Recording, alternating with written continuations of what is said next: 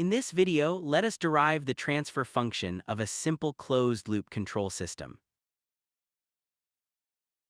Consider the block diagram shown here. We have the reference input RS, error signal ES, forward path GS, feedback path HS, and output CS. Since this is a negative feedback system, the first equation comes from the summing point. The error signal is equal to the reference input minus the feedback signal. Therefore, ES equals RS minus BS. Now let us find the relationship between the output and the feedback signal. The output CS passes through the feedback path HS, therefore, BS equals CSHS. Substituting this into our first equation. ES equals RS minus CSHS. Now consider the forward path. The error signal ES passes through GS to produce the output CS. Therefore, CS equals ESGS.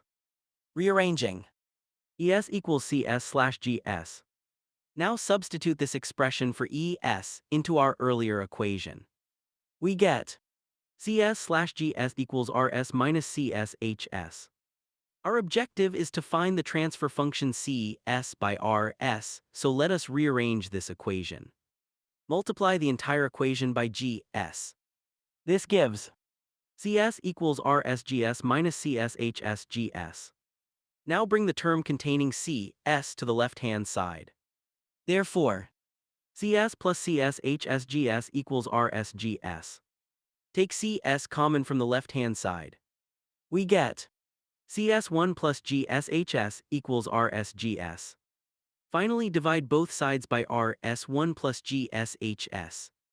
Therefore, CS slash RSGS 1 plus GSHS. This is the transfer function of a simple negative feedback closed-loop system. So remember the final form. Closed-loop transfer function equals the forward path divided by 1 plus the loop gain. In this case, the forward path is GS and the loop gain is GSHS. Hence, CS slash RSGS 1 plus GSHS.